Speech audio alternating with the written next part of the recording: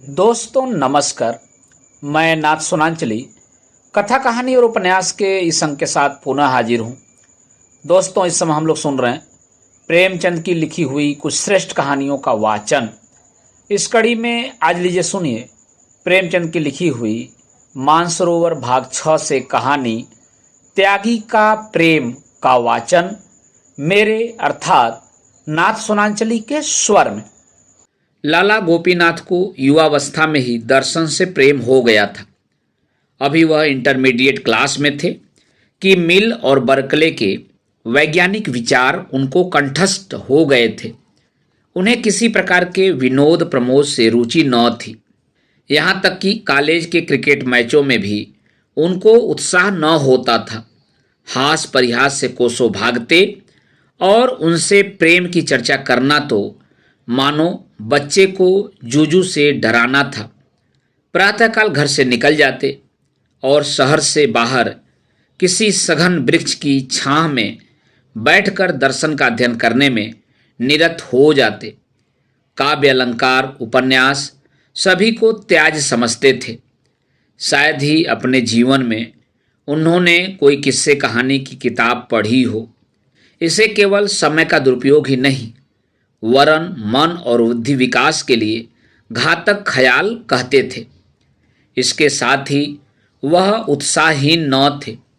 सेवा समितियों में बड़े उत्साह से भाग लेते। स्वदेशवासियों की सेवा के किसी अवसर को हाथ से जाने न देते। बहुधा मोहल्ले के छोटे छोटे दुकानदारों की दुकान पर जा बैठते और उनके घाटे टोटे मंदे तेजे की राम कहानी सुनते। सने सने कॉलेज से उन्हें घृणा हो गई। उन्हें अब किसी विषय से प्रेम था तो वह दर्शन था। कॉलेज की बहुविषयक शिक्षा उनके दर्शनानुराग में बाधक होती। अतएव उन्होंने कॉलेज छोड़ दिया और एकाग्रचित्त होकर विज्ञानोपार्जन करने लगे। किंतु दर्शनानुराग के साथ ही उनका देशानुराग भी बढ़ता गया और कॉलेज छोड़ने के कुछ ही दिनों के पश्चात वह अनिवार्यतः जाति सेवकों के दल में सम्मिलित हो गए। दर्शन में भ्रम था, अविश्वास था, अंधकार था। जाति सेवा में सम्मान था, यश था और दोनों की सदिच्छाएं थी। उनका वह सदनुराग जो वर्षों से वैज्ञानिक वादों के नीचे दबा हुआ था, वायु के प्रचंड वेग के साथ निकल पड़ा। नगर के सार्वजनिक क्षेत्र में कूद पड़े। देखा तो मैदान खाली था। जिधर आंख उठाते सन्नाटा दिखाई देता। ध्वजाधारियों की कमी न थी, पर सच्चे हृदय कहीं नजर न आते थे। चारों ओर से उनकी खींच होने लगी। किसी संस्था के मंत्री बने, किसी के प्रधान, किसी के कुछ। इसके आवेश में दर्शनानुराग भी विदा हुआ। पिंजरे में गाने वाली चिड़ियां विस्तृत पर्वताराशियों में आकर अपना राग भूल गई। अब भी वह समय निकालकर दर्शन ग्रंथों के पन्ने उलट पलट लिया करते थे, पर विचार और अनुशीलन का अवकाश कहाँ। नित्य मन में यह संग्राम होता रहता कि किधर जाऊं, उधर या इधर। विज्ञान अपनी ओर खींचता, देश अपनी ओर खींचता। एक दिन वह इसी उलझन में नदी के तट पर बैठे हुए थे। जलधारा तट के दृश्यों और वायु के प्रतिकूल झोंकों की परवाह न करते हुए बड़े वेग के साथ अपने लक्ष्य की ओर बढ़ी चली जाती थी। पर लाला गोपीनाथ का ध्यान इस तरफ न था। वह अपने स्मृति भंडार से किसी ऐसे तत्वज्ञानी पुरुष को खोज निकालना चाहते थे जिसने जाति सेवा के साथ विज्ञान सागर में गोते लगाए हों। सहसा उनके कॉलेज के एक अध्यापक पंडित अमरनाथ अग्निहोत्री आकर समीप बैठ गए और बोले, कहिए लाला गोपीनाथ, क्या खबरें हैं? गोपीनाथ ने अनमनस्क होकर उत्तर दिया, कोई नई बात तो नहीं हुई। पृथ्वी अपनी गति से चली जा रही है। अमरनाथ, म्यूनिसिपल वार्ड नंबर 21 की जगह खाली है। उसके लिए किसे चुनना निश्चित किया गया है? गोपी, देखिए कौन होता है। आप भी खड़े हुए हैं। अमरनाथ, अजी, मुझे तो लोगों ने जबरदस्ती घसीट लिया। नहीं तो मुझे इतनी फुर्सत कहाँ। गोपीनाथ: मेरा भी यही विचार है। अध्यापकों का क्रियात्मक राजनीति में फंसना बहुत अच्छी बात नहीं। अमरनाथ इस व्यंग से बहुत लज्जित हुए। एक क्षण के बाद प्रतिकार के भाव से बोले, तुम आजकल दर्शन का अभ्यास करते हो या नहीं? गोपीनाथ: बहुत कम।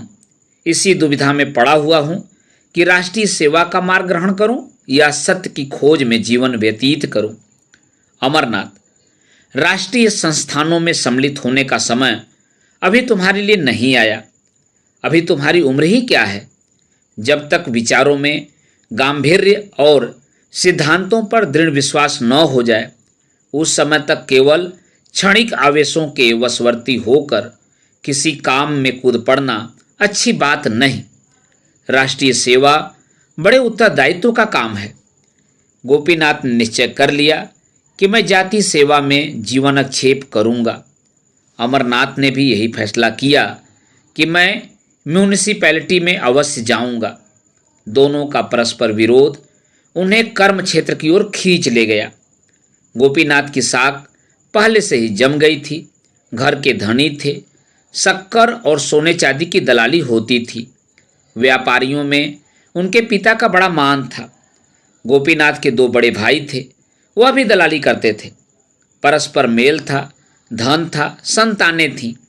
अगर न थी तो शिक्षा और शिक्षित समुदाय में गढ़ना। वह बात गोपीनाथ की बदौलत प्राप्त हो गई। इसलिए उनकी स्वच्छंदता पर किसी ने आपत्ति नहीं की। किसी ने उन्हें धनोपार्जन के लिए मजबूर नहीं किया।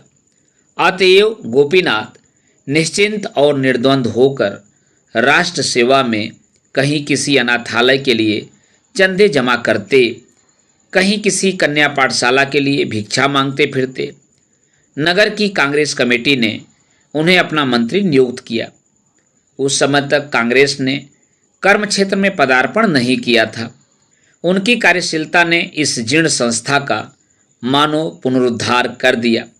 वह प्रातः से संध्या और बहुधा पहर रात तक इन्हीं कामों में लिप्त रहते थे।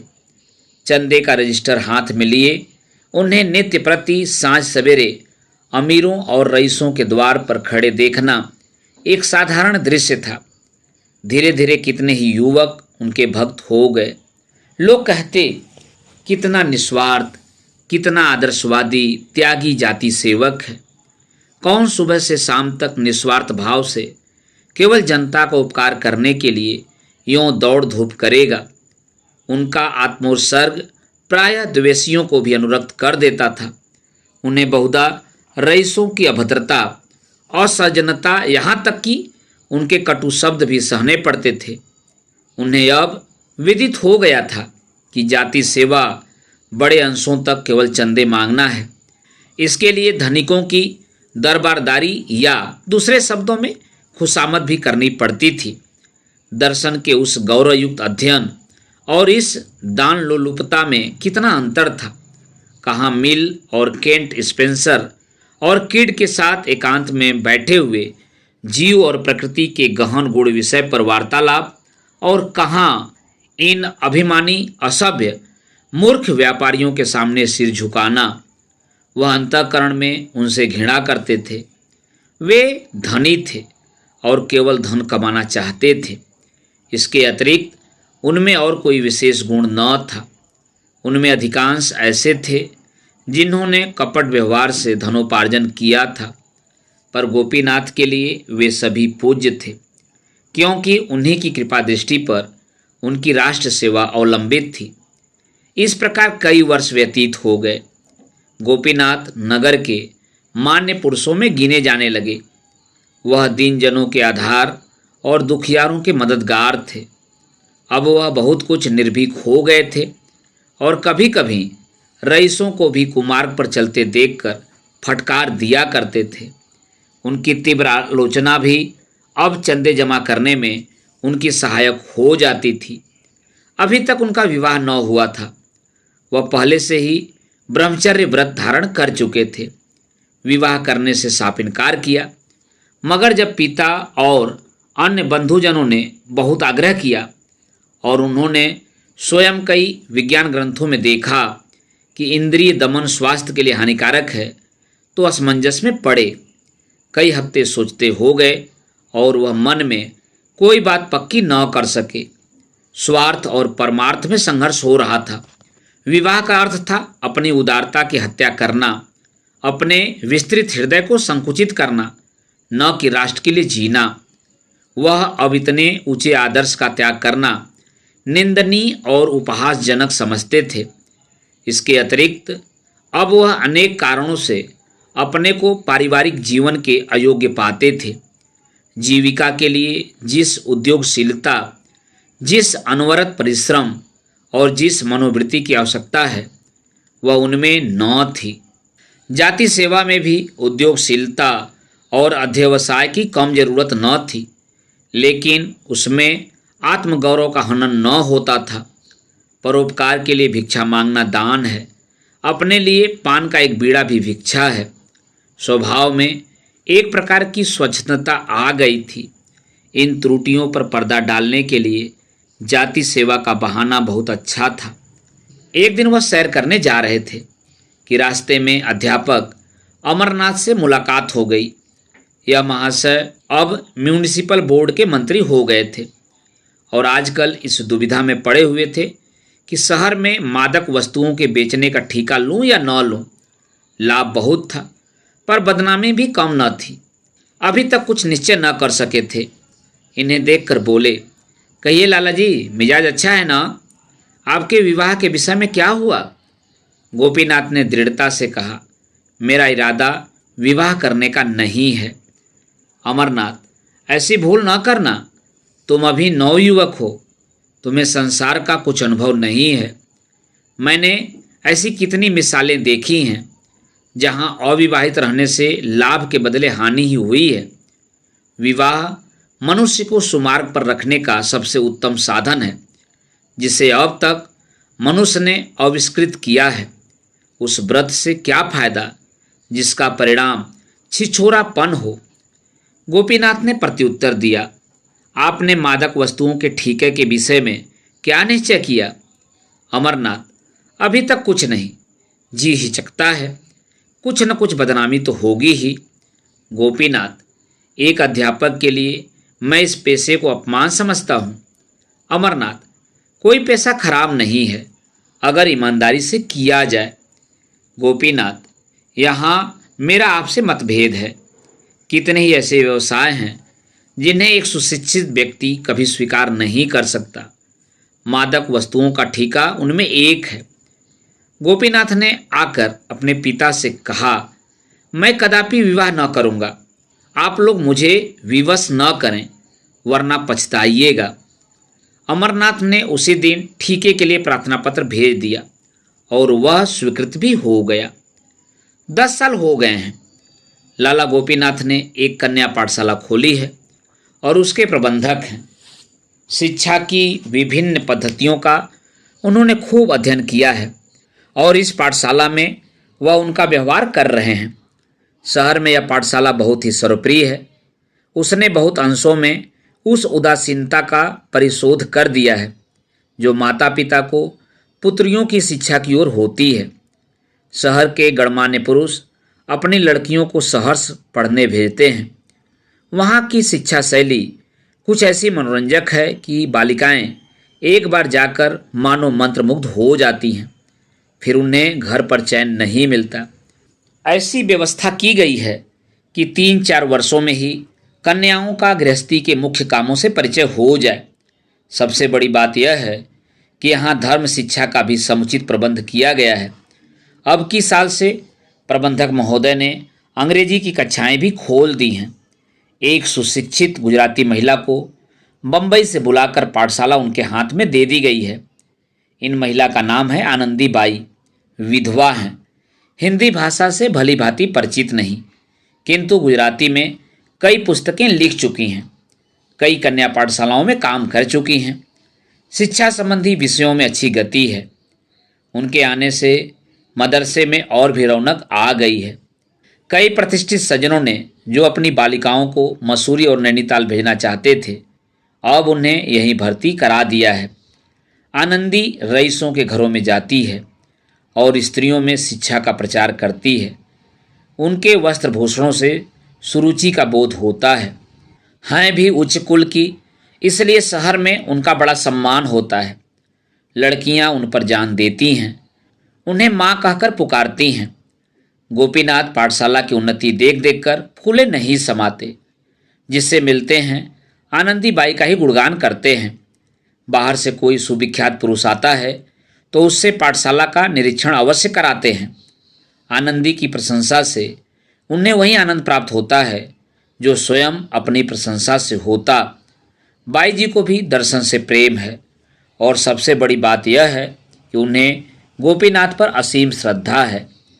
वह हृदय से उनका सम्मान करती हैं। उनके त्याग और निष्काम जाति भक्ति ने उन्हें वशीभूत कर लिया है। वह मुंह पर उनकी बड़ाई नहीं करती, पर रईसों के घरों में बड़े प्रेम से उनका यशोगान करती हैं। ऐसे सच्चे सेवक आजकल कहाँ। लोग कीर्ति पर जान देते हैं, जो थोड़ी बहुत सेवा करते हैं दिखावे के लिए। सच्ची लगन किसी में नहीं। मैं लाला जी को पुरुष नहीं देवता समझती हूँ। कितना सरल संतोष में जीवन है, न कोई व्यसन न विलास। भोर से सायंकाल तक दौड़ते रहते हैं। न खाने का कोई समय न सोने का समय। उस पर कोई ऐसा नहीं जो उनके आराम का ध्यान रखे। बेचारे घर गए, जो कुछ किसी ने सामने रख दिया चुपके से खा लिया, फिर छड़ी उठाई और किसी तरफ चल दिए। दूसरी औरत कदापि अपनी पत्नी की भांति सेवा सत्कार नहीं कर सकती। दशहरे के दिन थे। कन्या पाठशाला में उत्सव मनाने की तैयारियां हो रही थीं। एक नाटक खेलने का निश्चय किया गया था। भवन खूब सजाया गया था। शहर के रईसों को निमंत्रण दिए गए थे। यह कहना कठिन है कि किसका उत्साह बढ़ा हुआ था, बाई जी का या लाला गोपीनाथ का। गोपीनाथ सामग्रियां एकत्र कर रहे थे। उन्हें अच्छे ढंग से सजाने का भार आनंदी ने लिया था। नाटक भी इन्हीं ने रचा था। नित्य प्रति उसका अभ्यास कराती थी और स्वयं एक पाठ ले रखा था। विजयदशमी आ गई। दोपहर तक गोपीनाथ फर्श और कुर्सियों का इंतजाम करते रहे। जब 1 बज गया और अब भी वह वहाँ से न टले तो आनंदी ने कहा, लाला जी, आपको भोजन करने को देर हो रही है। अब सब काम हो गया है। जो कुछ बचा रह गया वह सब मुझ पर छोड़ दीजिए। गोपीनाथ ने कहा, खा लूँगा। मैं ठीक समय पर भोजन करने का पाबंद नहीं हूँ। फिर घर तक कौन जाए, घंटों लग जाएंगे। भोजन के उपरांत आराम करने का जी चाहेगा। शाम हो जाएगी। आनंदी, भोजन तो मेरे यहाँ तैयार है। ब्राह्मणी ने बनाया है। चलकर खा लीजिए और यहीं जरा देर आराम भी कर लीजिए। गोपीनाथ, यहाँ क्या खा लूँ? एक वक्त न खाऊंगा तो ऐसी कौन सी हानि हो जाएगी। आनंदी, जब भोजन तैयार है तो उपवास क्यों कीजिएगा। गोपीनाथ, आप जाएं, आपको अवश्य देर हो रही है।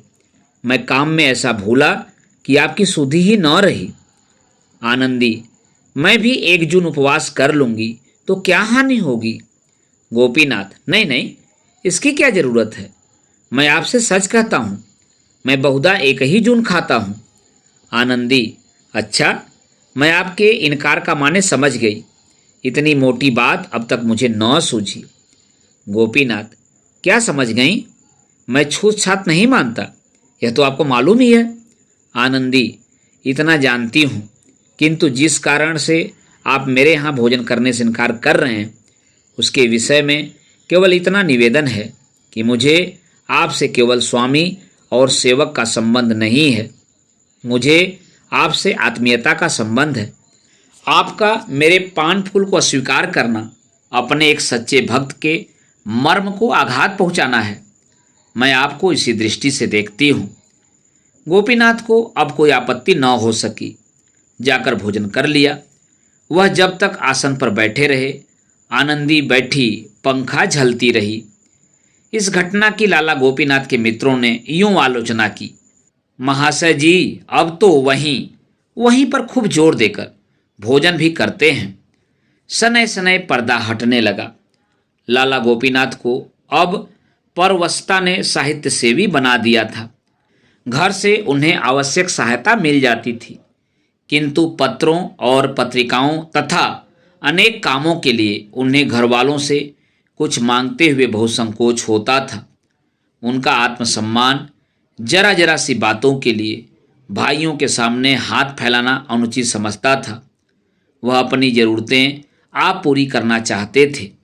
घर पर भाइयों के लड़के इतना कोलाहल मचाते कि उनका जी कुछ लिखने में न लगता। इसलिए जब उनकी कुछ लिखने की इच्छा होती तो बेखटके पाठशाला में चले जाते। आनंदीबाई वहीं रहती थीं।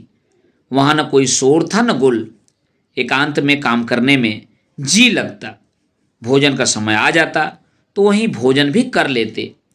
कुछ दिनों के बाद उन्हें बैठकर लिखने में कुछ असुविधा सी होने लगी। आंखें कमज़ोर हो गई थीं तो आनंदी ने लिखने का भार अपने सिर ले लिया। लाला साहब बोलते थे, आनंदी लिखती थीं। गोपीनाथ की प्रेरणा से उन्होंने हिंदी सीखी थी और थोड़े ही दिनों में इतनी अभ्यस्त हो गई थीं कि लिखने में जरा भी हिचक न होती। लिखते समय कभी कभी उन्हें ऐसे शब्द और मुहावरे सूझ जाते कि गोपीनाथ फड़क फड़क उठते। उनके लेख में जान सी पड़ जाती। वह कहते, यदि तुम स्वयं कुछ लिखो तो मुझसे बहुत अच्छा लिखोगी। मैं तो बेगारी करता हूँ, तुम्हें परमात्मा की ओर से यह शक्ति प्राप्त हुई है। नगर के लाल गुलझकड़ों में इस सहकारिता पर टीका टिप्पणियाँ होने लगीं, पर विद्वत जन अपनी आत्मा की शुचिता के सामने ईर्ष्या के व्यंग की परवाह करते हैं। आनंदी कहती, यह तो संसार है, जिसके मन में आए कहे, पर मैं उस पुरुष का निरादर नहीं कर सकती जिस पर मेरी श्रद्धा है। पर गोपीनाथ इतने निर्भीक न थे। उनकी सुकीर्ति का आधार लोकमत था। वह उसकी भर्त्सना न कर सकते थे, इसलिए वह दिन के बदले रात को रचना करने लगे। पाठशाला में इस समय कोई देखने वाला न होता था। रात की नीरवता में खूब जी लगता। आराम कुर्सी पर लेट जाते। आनंदी मेज के सामने कलम हाथ में लिए उनकी ओर देखा करती। जो कुछ उनके मुख से निकलता तुरंत लिख लेती। उनकी आंखों से विनय और शील, श्रद्धा और प्रेम की किरण सी निकलती हुई जान पड़ती। गोपीनाथ जब किसी भाव को मन में व्यक्त करने के बाद आनंदी की ओर ताकते कि वह लिखने को तैयार है या नहीं, तो दोनों व्यक्तियों की निगाहें मिलती और आप ही झोंक जाती।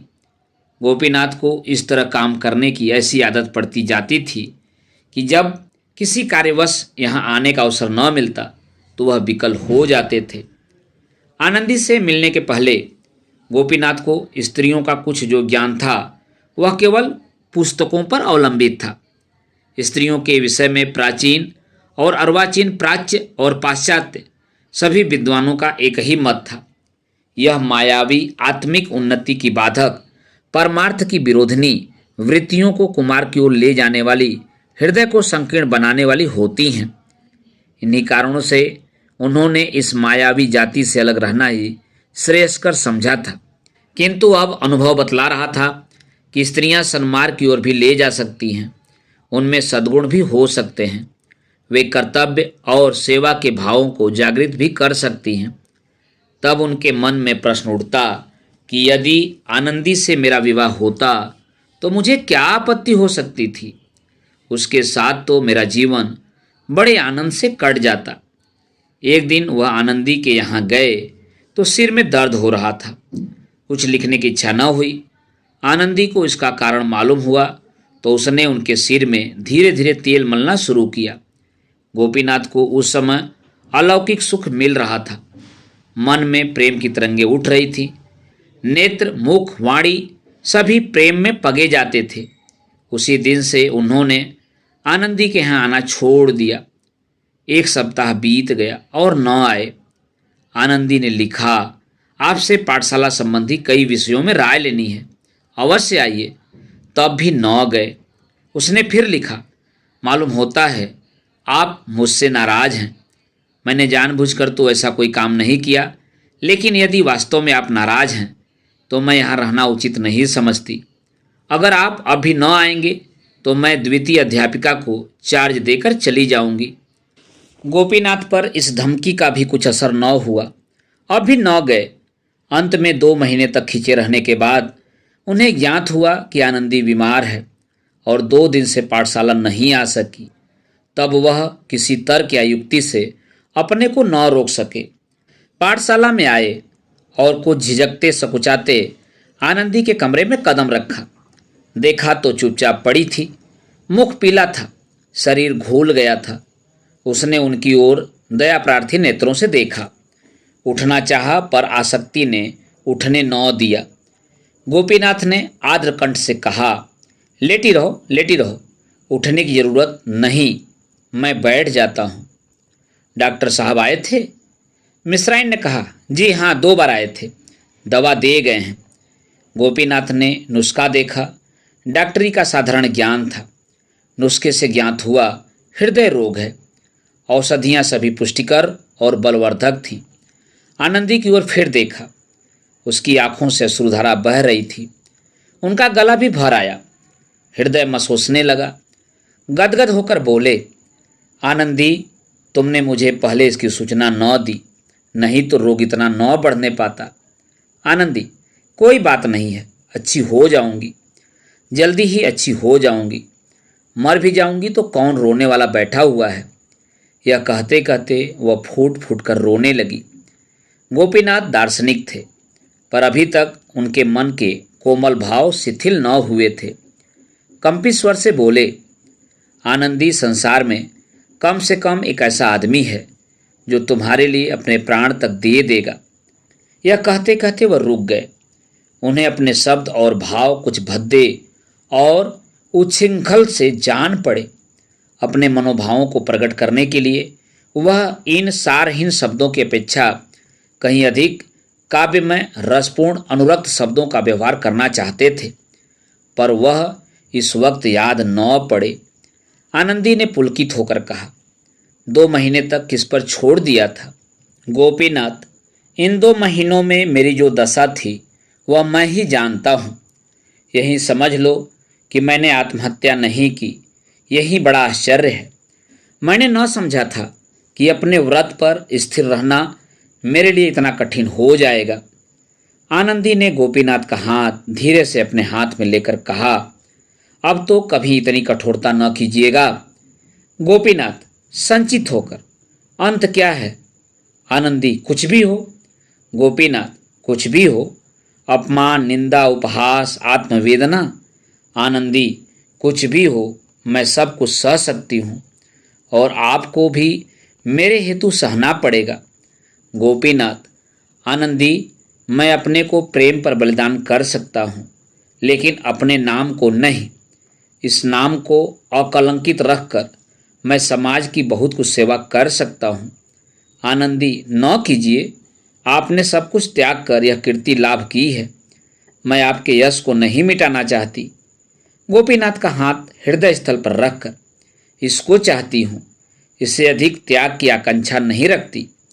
गोपीनाथ, दोनों बातें एक साथ संभव हैं। आनंदी, संभव है, मेरे लिए संभव है। मैं प्रेम पर अपनी आत्मा को भी न्यौछावर कर सकती हूँ। इसके पश्चात लाला गोपीनाथ ने आनंदी की बुराई करनी शुरू की। मित्रों से कहते, उनका जी अब काम में नहीं लगता, पहले किसी तनदेही नहीं है।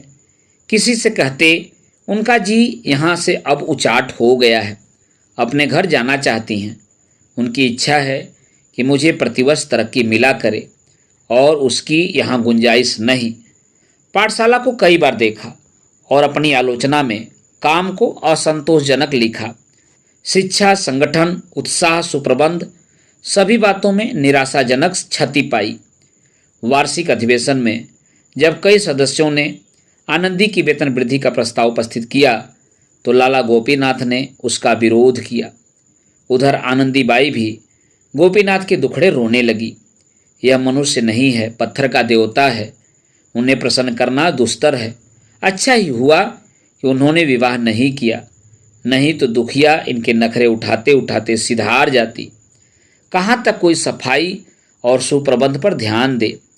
दीवार पर एक धब्बा भी पड़ गया किसी कोने खुतरे में एक जाला भी लग गया, बरामदों में कागज का एक टुकड़ा भी पड़ा मिल गया तो आपके तेवर बदल जाते हैं। 2 साल मैंने ज्यों त्यों करके निभाा, लेकिन देखती हूँ तो लाला साहब की निगाह दिनों दिन कड़ी होती जाती है। ऐसी दशा में मैं यहाँ अधिक नहीं ठहर सकती। मेरे लिए नौकरी में कल्याण नहीं है।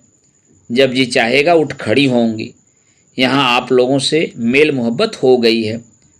कन्याओं से ऐसा प्यार हो गया है कि छोड़कर जाने को जी नहीं चाहता। आश्चर्य था कि और किसी को पाठशाला की दशा में अवनति न दिखती थी, वरन हालात पहले से अच्छी थी। एक दिन पंडित अमरनाथ की लाला जी से भेंट हो गई। उन्होंने पूछा, कहिए पाठशाला खूब चल रही है ना? गोपीनाथ, कुछ न पूछिए, दिनों दिन दशा गिरती जाती है। अमरनाथ, आनंदी बाई की ओर से ढील है क्या? गोपीनाथ, जी हाँ, सरासर। अब काम करने में उनका जी नहीं लगता। बैठी हुई योग और ज्ञान के ग्रंथ पढ़ा करती हैं। मैं कुछ कहता हूँ तो कहती हैं, मैं अब इससे और अधिक कुछ नहीं कर सकती। कुछ परलोक की भी चिंता करूँ कि 24 घंटे पेट के धंधों में ही लगी रहूँ। पेट के लिए 5 घंटे बहुत हैं। पहले कुछ दिनों तक 12 घंटे करती, पर वह दशा स्थायी न रह सकती थी। यहाँ आकर मैंने स्वास्थ्य खो दिया। एक बार कठिन रोगग्रस्त हो गई। क्या कमेटी ने मेरे दवा दर्पण का खर्च दे दिया? कोई बात पूछने भी आया? फिर अपनी जान क्यों दूं? सुना है घरों में मेरी बदगोई भी किया करती हैं। अमरनाथ मार्मिक भाव से बोले, ये बातें मुझे पहले से ही मालूम थी। 2 साल और गुजर गए। रात का समय था। कन्या पाठशाला के ऊपर वाले कमरे में लाला गोपीनाथ मेज के सामने कुर्सी पर बैठे हुए थे। सामने आनंदी खोज पर लेटी हुई थी। मुख बहुत म्लान हो रहा था। कई मिनट तक दोनों विचार में मग्न थे। अंत में गोपीनाथ बोले, मैंने पहले ही महीने में तुमसे कहा था कि मथुरा चली जाओ। आनंदी, वहाँ 10 महीने क्यों कर रहती? मेरे पास इतने रुपए कहाँ थे और न तुम्ही ने कोई प्रबंध करने का आश्वासन दिया। मैंने सोचा 3-4 महीने यहाँ और रहूँ, तब तक किफ़ायत करके कुछ बचा लूँगी। तुम्हारी किताब से भी कुछ मिल जाएंगे, तब मथुरा चली जाऊँगी। मगर यह क्या मालूम था कि बीमारी भी इसी अवसर की ताक में बैठी हुई है। मेरी दशा 2-4 दिन के लिए भी संभली और मैं चली। इस दशा में तो मेरे लिए यात्रा करना असंभव है। गोपीनाथ, मुझे भय है कि कहीं बीमारी तूल न खींचे। संग्रहणीय असाध्य रोग है। महीने 2 महीने यहाँ और रहने पड़ गए तो बात खोल जाएगी। आनंदी चिढ़कर, खुल जाएगी, खुल जाए, अब इससे कहाँ तक डरूं? गोपीनाथ, मैं भी न डरता अगर मेरे कारण नगर की कई संस्थाओं का जीवन संकट में न पड़ जाता। इसलिए मैं बदनामी से डरता हूँ। समाज के यह बंधन निरे पाखंड हैं। मैं उन्हें संपूर्णतः अन्याय समझता हूँ। इस विषय में तुम मेरे विचारों को भली भांति जानती हो, पर करूं क्या?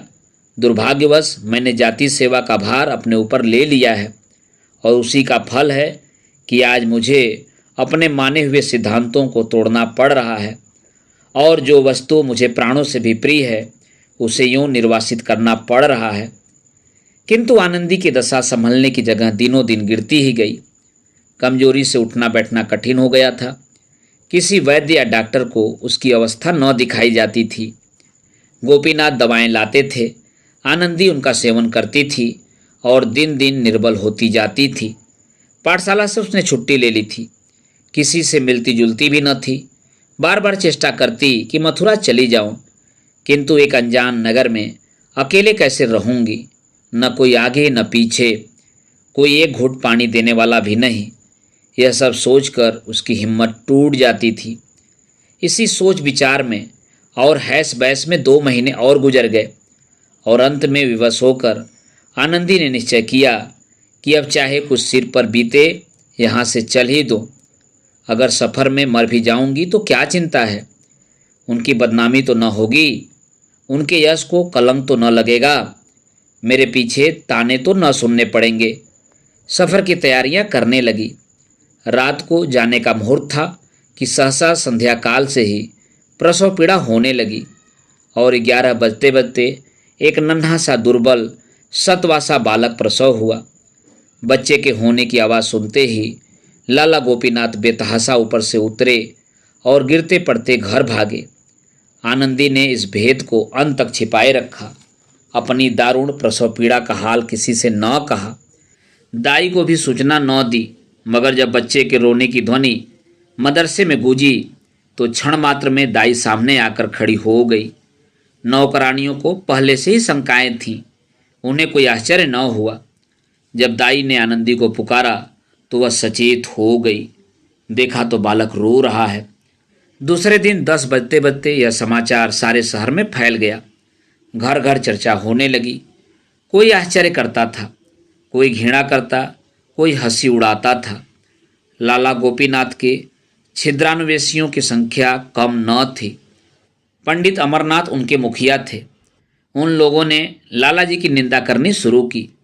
जहाँ देखिए वहीं 2-4 सज्जन बैठे गोपनीय भाव से इसी घटना की आलोचना करते नजर आते थे। कोई कहता था इस स्त्री के लक्षण पहले से ही विदित हो रहे थे। अधिकांश आदमियों की राय में गोपीनाथ ने यह बुरा किया। यदि ऐसा ही प्रेम ने जोर मारा था तो उन्हें निडर होकर विवाह कर लेना चाहिए था। यह काम गोपीनाथ का है, इसमें किसी को भ्रम न था। केवल कुशल समाचार पूछने के बहाने से लोग उनके घर जाते और 2-4 अनयोक्तियाँ सुनाकर चले जाते थे। इसके विरुद्ध आनंदी पर लोगों को दया आती थी।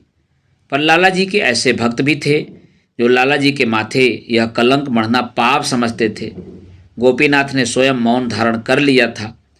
सबकी भली बुरी बातें सुनते थे पर मुंह न खोलते थे। इतनी हिम्मत न थी कि सबसे मिलना छोड़ दें। प्रश्न था अब क्या हो। आनंदीबाई के विषय में तो जनता ने फैसला कर दिया। बहस यह थी कि गोपीनाथ के साथ क्या व्यवहार किया जाए। कोई कहता था उन्होंने जो कुकर्म किया है उसका फल भोगें, आनंदीबाई को नियमित रूप से घर में रखें।